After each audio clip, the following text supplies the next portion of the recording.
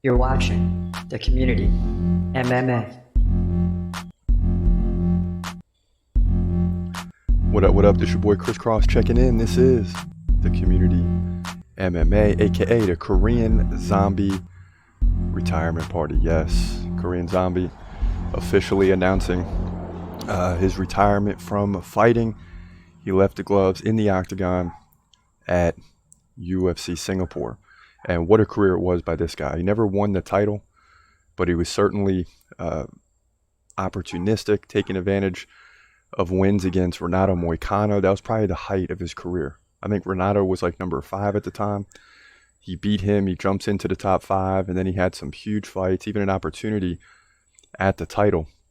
But he couldn't capitalize. And then, since just saying he's not there to fight for anything but the title. And now that the opportunities have slipped away, he's had opportunities to do so, to win the title, and he couldn't get the job done. And now, guys like him are real fighters because, like he said, he's not just there to fight contenders and things like that. He's there to win titles. And he's not going to stick around for 2 or 3 years and just fight and keep on slipping in the rankings. You could see him get slower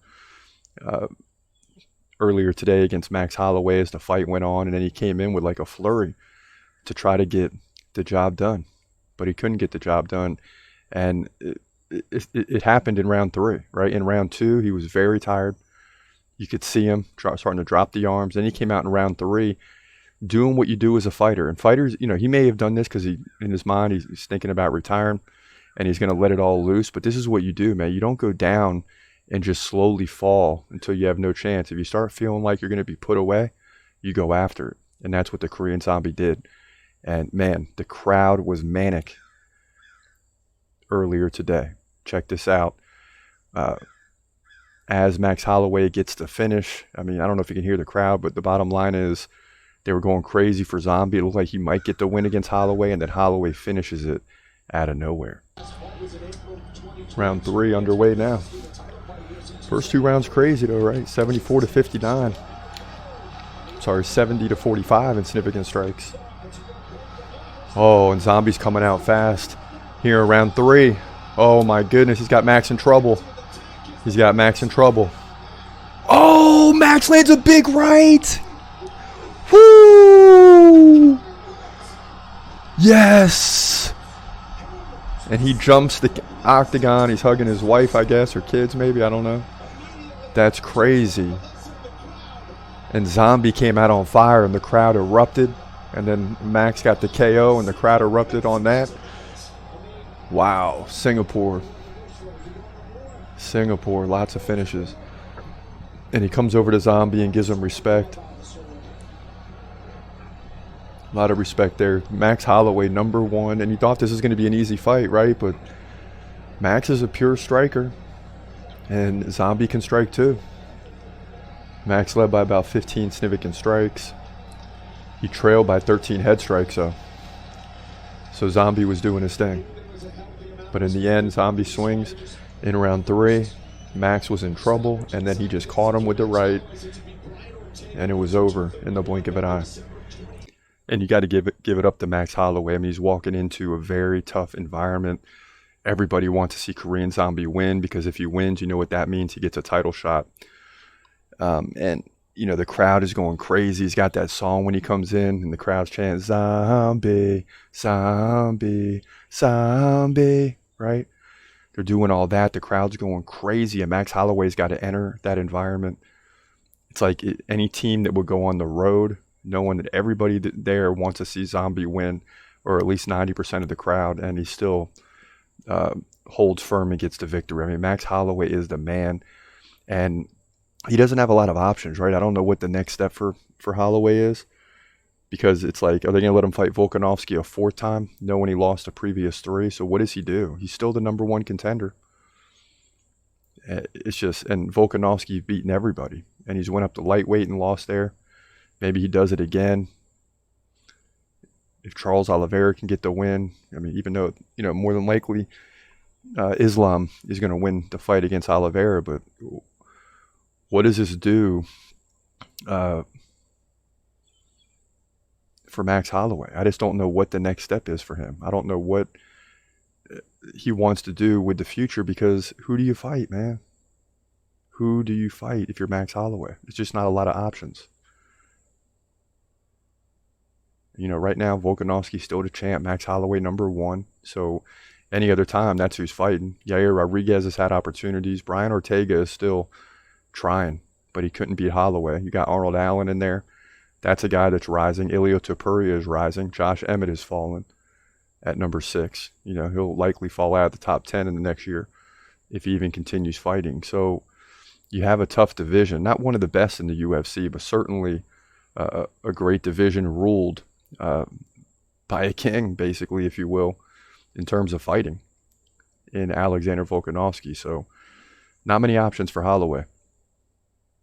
Last night, you also had Anthony, or we was just saying last night, but it was early this morning. By the way, if you weren't up this morning, you're not a true UFC fan.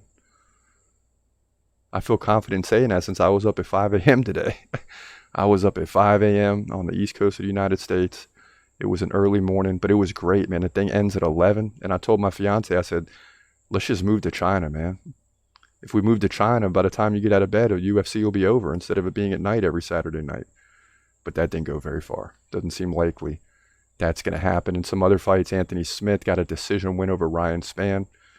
You know, he's slowing down, but as I told you, he would win. Aaron Blanchfield looked great against Tyler Santos. They both look great.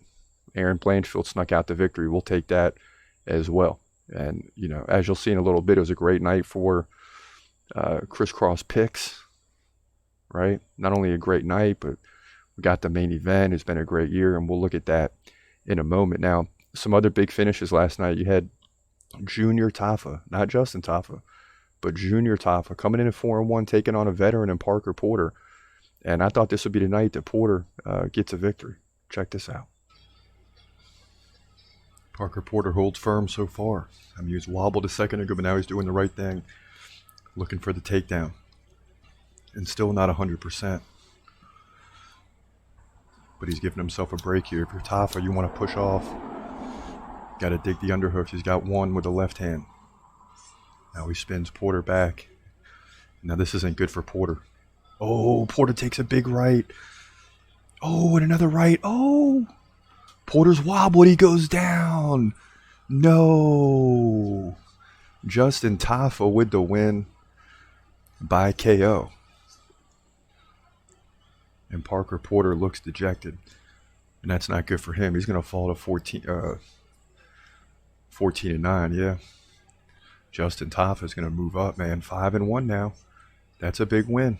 You know, Parker Porter loses a lot, but at the same time, Justin Tafa early in his career gets a big win by KO in Singapore.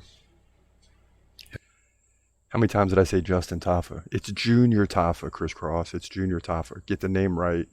It's not Justin Tafa. It's Junior Tafa. Whoa!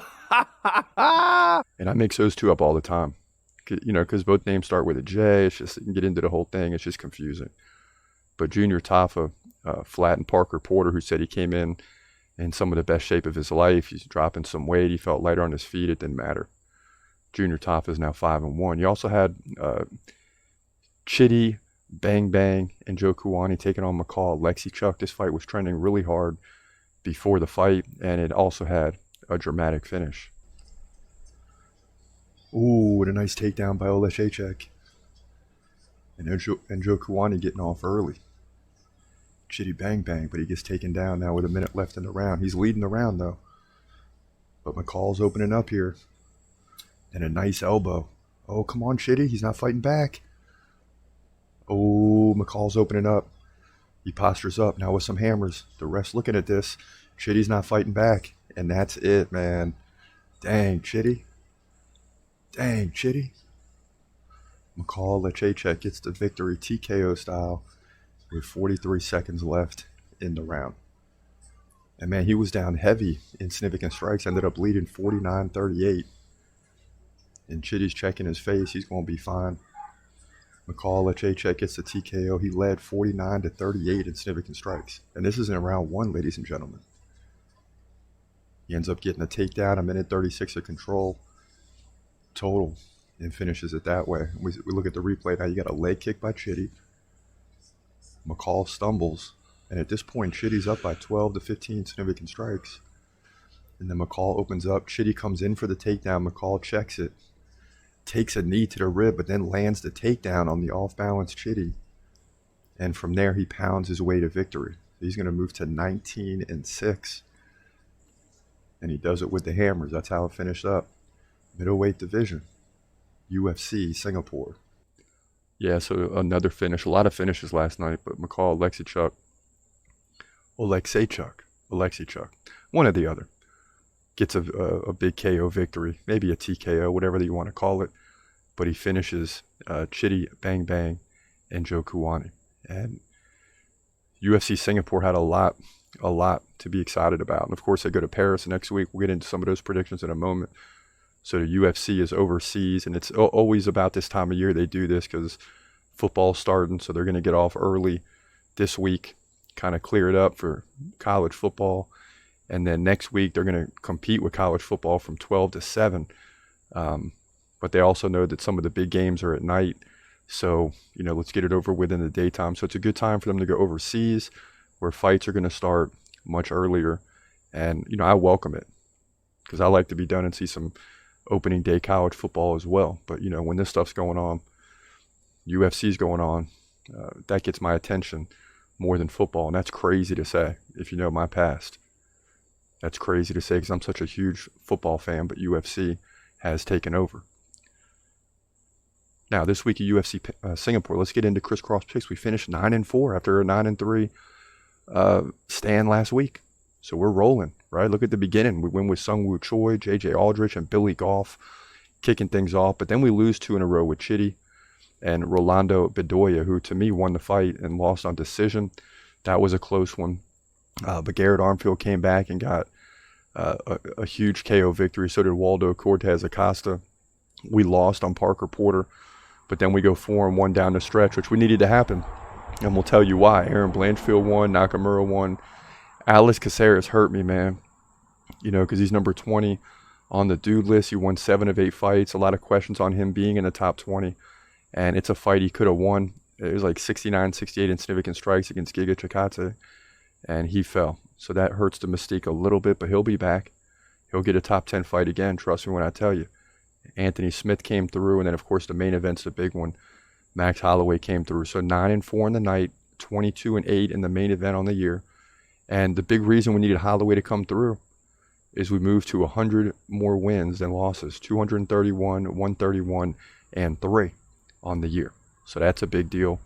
And we've done it before September. So we'll take that all day, every day. UFC Singapore, great night of fights. Americans won some, they lost some. But just a tough environment for Americans to walk into because Americans are just so used to fighting somewhere in America, right? So they're going to have some fans. You go to Singapore and you got fans, but the crowd's going against you in most cases, right? The crowd is going with the hometown fighters or the ones that are on the east, in the far east, like the Korean Zombie, like Rinya Nakamura, like, some of these guys, Sungwoo Choi, etc. That's who the crowd wants to see win, and the crowd was not let down. But a great night at UFC Singapore, and we needed to go 9-4 to make it 100 more wins and losses, and we did that, and we're excited about it. But now it's time to march on, right? We got to march on to UFC Paris because this is going to be another big card. And to me, the main event's easy on this one because you got Cyril Gane for Sergey Spivak, right? Cyril Gane going down easily to John Jones. But will he go down easily to Sergey Spivak? That's a big question here. I mean, Gane's like number 2 in the heavyweight division. Spivak like number 7. So you would think Gane will win this fight at home. But hold on just a second. Let's get to the prediction. In the heavyweight division at UFC Paris, this is your main event. You got Cyril Gane coming in at 11-2, taking on Sergey Spivak, who comes in at 16-3. And this is going to be a big-time heavyweight showdown. Cyril Gane 1 inch taller at 6'4". He's 33. Spivak just 28. Gane has a 3-inch reach advantage, 81-78. Both guys stand right-handed. Now, Cyril Gane is more active, 5.1 significant strikes per minute to 3.8 for Spivak. In terms of the takedown game, that goes to Spivak. He lands 5 takedowns over the course of 3 rounds on average. So the next question is, Gan's takedown defense, just 45%. So this is going to be where Sergey Spivak wants to attack, is going to be in the takedown game. Jon Jones took down Cyril Gane 2 times. In the defeat, ended up getting the submission. So he exposed him there. Pretty easy victory for Jon Jones. Gane did beat Tai Tuivasa by KO. Tuivasa didn't have much of a takedown game.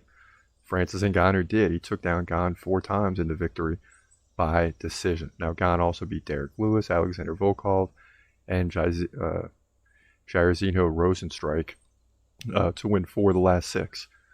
Now, Polar Bear, a.k.a. Sergey Spivak, he's got a takedown defense of 70%. Not bad at all. He's coming off the win against Derek Lewis by submission. He beat Augusto Sakai by KO, Greg Hardy by KO. He did lose to Tom Aspinall, who's a top-ranked contender in his own right, by KO. But he's beating everybody else. This is why people think this is going to be an easy win for Cyril Gane. I'm here to tell you it's not going to be. I do think Cyril Gane gets the victory, right? But he is going to be taken down a few times in this fight. There's going to be some problems in that department. He's going to get exposed. Every time he faces a fighter who's got some type of takedown game, Francis Ngannou, Jon Jones, of course, those are 2 of the best there is, he loses. But Sergey Spivak is not Jon Jones or Francis Ngannou. So therefore, Cyril Gane, will come through in the end. Maybe it goes to a decision. If Gane's going to win, it's going to be early, first or second round. If not, Spivak's going to get off on the takedowns and make this fight a lot closer, make it come down to the 5th round. But Cyril Gane's fighting in Paris. He's got the crowd behind him, and I think that gets him over the top in a very close fight. He wins and moves to 12-2. Likely by decision, maybe by 5th round KO, we'll see. But he'll get the win, in my opinion. Heavyweight division, UFC Paris. Yeah, and fighters are starting to take notice of the lack of takedown defense by Cyril Gane. But they also got to realize, that's Jon Jones, ridiculous fighter. Francis Ngannou, ridiculous fighter. So, of course you're going to struggle in those fights, but just in the career, very low takedown defense. But I think the size and strength in this situation is just too much for Sergey Spivak. Cyril Gane will go in there and absolutely dominate this fight and get the job done, especially fighting in Paris. It's just unthinkable that he loses this fight. And we're ready to go and get back-to-back victories on the predictions in this one. But the most intriguing fight this week, by far, coming up at UFC Paris is going to be Manon Fiorot versus Rose Namajunas. Because, if you understand what I'm saying, you got number 2 Rose Namajunas in the women's strawweight division, but she's moving up to flyweight to fight number 2. So you got number 2 versus number 2. And it's going to be a tough situation for Rose, but don't count her out in this one. Let's get to that prediction right now. In the women's flyweight division at UFC Paris, you got Manon Fiorot taking on Rose Namajunas. Now Fiorot's 10-1, number 2 contender in the flyweight division. Namajunas 12-5, number 2 contender in the women's strawweight division. She's moving up 10 pounds for this fight, and a victory will give her an opportunity to call out the champion in either division and likely get a title fight. Now Fiorot's 2 inches taller at 5'7". She's 33, Namajunas 31, both in their prime. Both have a 65-inch reach and both fight right-handed. Now Fiorot's more active, 6.6 significant strikes at 3.7 for Namajunas. Both land about 1.6, 1.7 takedowns over the course of 3 rounds, so it's very similar there. But what's not similar is the takedown defense. Fiorot, 83% takedown defense, Namajunas just 60%. And that's going to be a problem against the Beast, a.k.a. Manon Fiorot. She has yet to lose in the UFC, 5-0, beating Caitlin Chukagian, Jennifer Maia, Mayra Buena Silva, Tabitha Ricci, and Victoria Leonardo to skyrocket to the top. Now Namajunas, coming off the title fight, lost to Carla Esparza.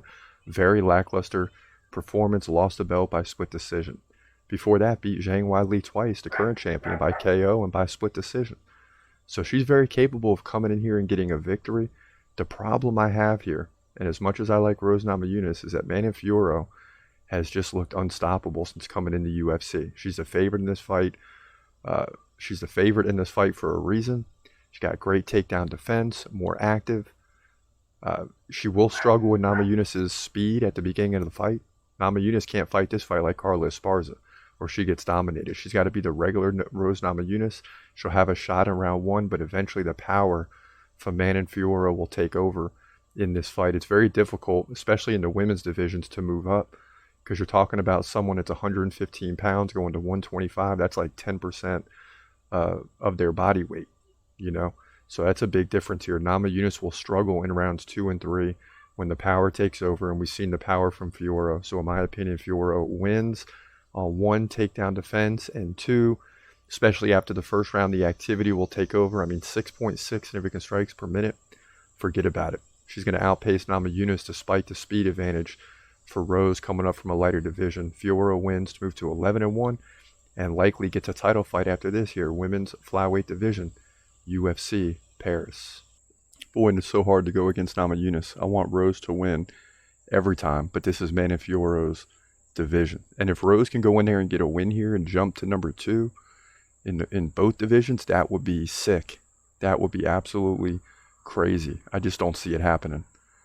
But I think we're going to see a fired up Rose Namajunas. Nothing to lose here after a lackluster performance against Carla Esparza, who then lost the belt to Weili Zhang, aka Zhang Weili. And she's looking for a title shot. And I guess you do have something to lose, because if you lose this fight, maybe you don't get a title shot in the strawweight division. But if you win this fight, the door opens in both divisions. And maybe maybe Rose is better in the flyweight. We're going to find out. I'm intrigued by that one for sure. As we jump into the Q&A, LaFlop James 5628 says Khamzat Chimaev, the GOAT. Yes, you know it. You know it. Number 1 on the dude list, getting all types of flack because he's ahead of John Jones. As one listener says, nah, man, Hamza over John Jones is crazy, talking about the dude list. It's all about someone walking up to you in the street and saying, who you like in the UFC? I'm giving Khamzat Chimaev's name first every time. And some people that watch a little UFC but don't watch enough are like, Khamzat, who's that? Well, you're going to find out. When he destroys Paulo Costa and then he destroys Israel Adesanya for the belt. Trust me when I tell you, you're going to find out who Khamzat is. EP man saying Anthony Smith ain't going to win against anyone now. He is too slow. He will have better chances if he moves to heavyweight. Well, he got the victory. Did he deserve it? I don't know. He got outstruck in that fight. Ryan Spann was highly upset. But at the end of the day, Anthony Smith salvaged victory. And even if he loses the next one, at least he can hold on to this for a little bit. And he might get he might get the chance to fight up, which is always what the UFC wants, is to put Anthony Smith against a good opponent. It's good for views. Jared Reynolds, says, I'm picking Choi by decision here, who ended up winning. Jarno Aarons is a very, very durable fighter. Choi wants this fight more, I think, and dominates to a decision win, and that's exactly what ended up happening. Good call by Jared, for sure. He called it.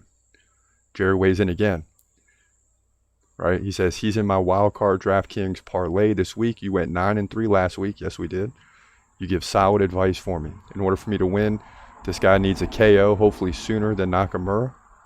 I think that did end up happening. My lineup is Cortez Acosta, got it. Smith, got it. Blanchfield, got it. Choi, got it. Golf, got it. And Parker Porter destroyed the parlay. Lost it on Parker Porter. And I would have said you were good.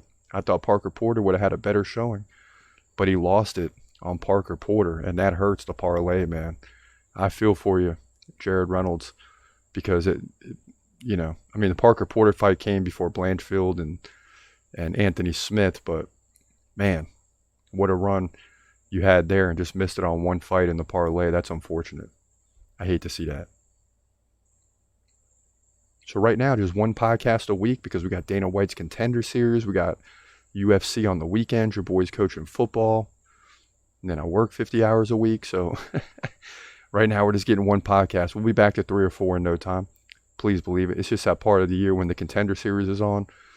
I love it, man. Tuesday night fights. And it kind of jams up everything. So we got to get those 5 predictions in. We got to do the reactions on Tuesday night. And it's just, if you're posting too many videos, some are going to get overlooked. So we just stick with Contender Series right now.